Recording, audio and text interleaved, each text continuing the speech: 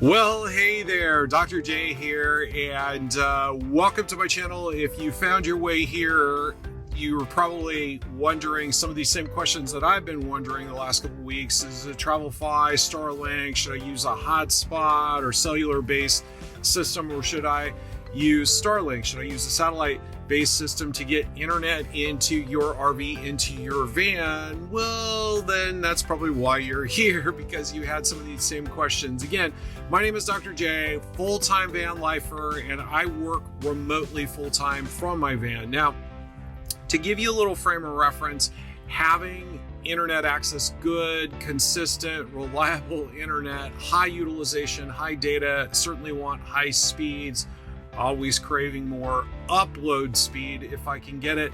But the thing that is important to me is just having that consistent online all the time access. And I have been struggling with my internet connection until the last, 24 hours. And I started to share a video as I was looking at this transition and considering this transition. And as I've completely decided of my new direction, I thought it more appropriate to just film this video a little bit differently as I talk about TravelFi versus Starlink, to give you some insights and to give you some today, August 1st, 2024 numbers and reality, as opposed to some of the videos that may have been floating around online for quite some time with some inaccurate information. And so let me dive into it. I want to just give you a quick speed test, if you will.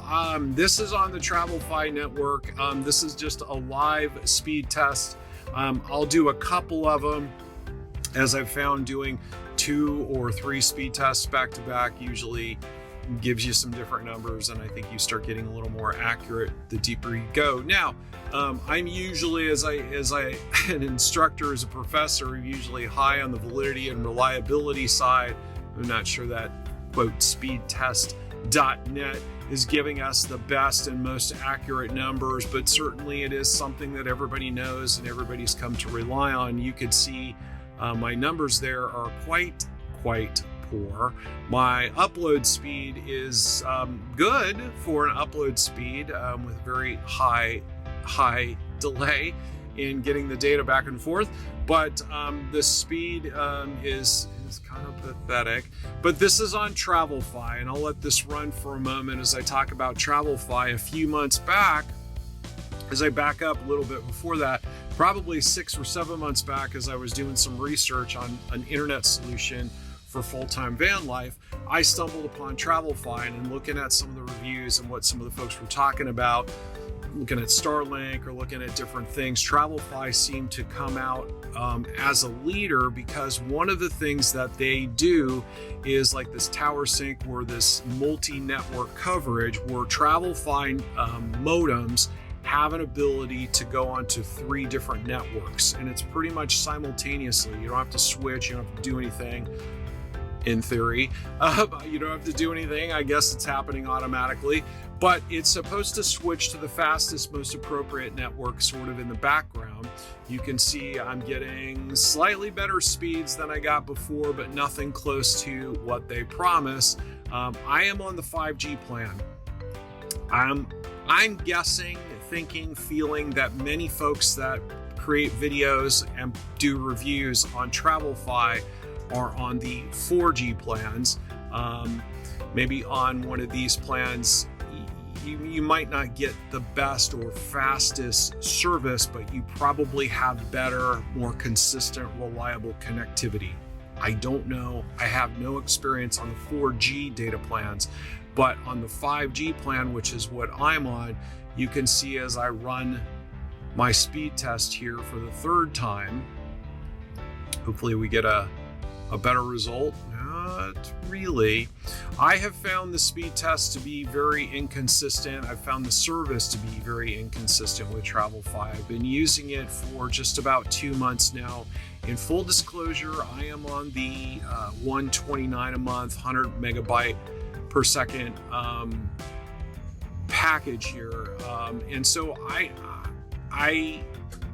feel that if I was on this plan, I would probably get some better service, but you really have to scratch your head when you look at these types of numbers and you think to yourself, okay, if I pay the extra 30 bucks, am I going to get better service? And my thought always was, if I'm running at 80 or 90, even 70 maybe, and I pay for the better service to get maybe 150, 160, 170, that would make sense. But if I'm down at 1.4, 1.5, I don't think I'm going to get anywhere close to this if I were to upgrade, so I didn't see much point in doing that. So my experience, as I look at this, and it talks about all these great and wonderful things you have, no contracts, you have that at both.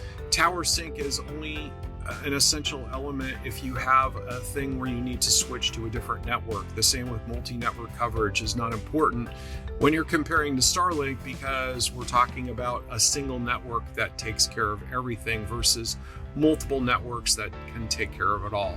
Now here's where again started to be a big thing in terms of pricing. As I looked at this, I figured long term I would be going to this plan anyway and paying about $150 a month. And as I first looked at Starlink, it was quite expensive, but the more I looked at it, the more it started to make sense to me. And I talked to a couple of folks who were using Starlink, the Gen 3, and have been very, very happy with it. So in the last, say, 36 hours or so, I actually purchased Starlink. I actually just went to Home Depot and purchased the box set. It's $499. By the way, if you have any aspirations, if you're gonna get Starlink for your house, you can certainly tap into that $199 plan. I think you have to be active for 6 months or they're gonna charge you back for that. But if you can try to finagle the system and get the money and use it on a roam-based system, or use it in your RV, maybe. But from what I understand and what I'm seeing with their infrastructure is they have a general idea where people are at, and they know if you're moving your service or not. So certainly roll the dice. It's up to you. I guess the worst case scenario, you have to pay the 300 bucks. But nonetheless, I just signed up and got the roam service. It was $499 to get the hardware. And then if it is hopefully on here someplace, there it is right there. It's going to be $150 a month. And that $150 a month where it says regional, it's North America. It's the North American region. And so you can imagine it is basically all of this. It's my understanding you can go into Mexico. If you get into South America, I think you get 60 days or something. There's some kind of timeline or some different things, but you can certainly explore all of Canada and Alaska. When I look at this coverage map, because some folks were saying, well, they couldn't get Starlink everywhere. And I'm like, yeah, I guess there is that little spot in New Mexico where they don't have service yet, or a couple little dots here and there. I do think it's kind of interesting that you get pretty much the whole state except for this one tiny little dot right here. Now, this is just a random little side conspiracy note, because I was thinking to myself, isn't it sort of strange how we can get Starlink everywhere except Cuba? So sort of makes you wonder what's in that tiny little spot here, right smack dab in the middle of Arizona, or is this Area 51 in New Mexico? I digress, I'm kidding. But all kidding aside, I mean, the coverage map for Starlink looks to be pretty good. And that's what I was considering as well, is I'm going to have good coverage consistently throughout. Now, some of the things to think about and consider in terms of Starlink and some of the other information you may have, this is the new mini version that you can actually just throw in your backpack and take with you any place. But when you consider Starlink as a whole, the dish is relatively small. It's pretty thin. It's not like the old school dish where you had it with the case and the stand and the big box that everybody talked about.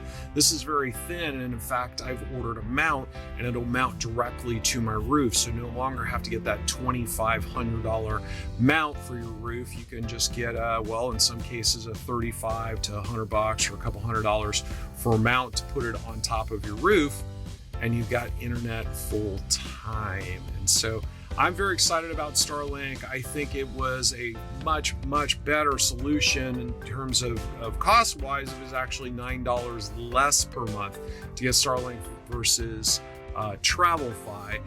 But really the biggest concerns with TravelFi for me, as we go to the results history here, and I will actually switch over to Starlink while this is coming up.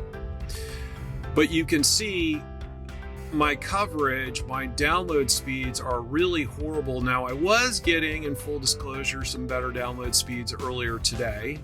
Actually, not so much on most of these that I'm doing. I have gotten, 14, 27. I have gotten significantly better speeds, but you can see with the Starlink account through SpaceX, it's pretty consistently good all the time. Now, it will take a moment or two. I was just going to say, I might have to do a couple of speed tests before I get some good numbers, but you can see right out of the gate, my first speed test on Starlink is, about 1,000 times faster than what I was just experiencing with TravelFi.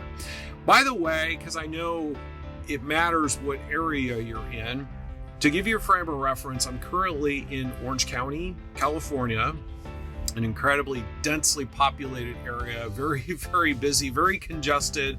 I'm at the beach. In fact, I'm at Huntington Beach. I'm about 2 miles north of where the U.S. Open of surfing will be held, I think this weekend or next weekend. And so it is a very, very popular, high density area where I should have many cell phone towers around and generally get good cell phone service. I never have a problem with cell phone service. Nobody I know really has a problem with cell phone service in this area. It's a very, very densely populated area. And to have that kind of poor service is actually kind of shocking to me. So this is my second test on Starlink. You can see it's quite a bit slower. I don't have an explanation or reason for that, other than I do know and see Starlink a lot of times has that kind of ramped up speed, if you will. Sometimes if it's just sitting idle for a while, maybe there's some power save technology or something in there. Maybe it slows down for a minute, but we'll run it one more time just to be fair.